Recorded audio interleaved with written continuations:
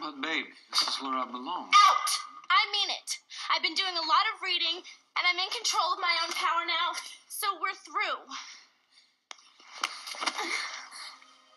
You don't mean that. Yes, I do. I do. I mean it a lot. See? I knew you'd end up welcoming me back with open arms. No. I'm powerful, and I'm beautiful, and I don't need you to complete me. And you're mean. You had that in our bed? Do you know how dangerous that is? Let's find out. You wouldn't do it. You did it to me, remember? All right. I'll go. Just... What?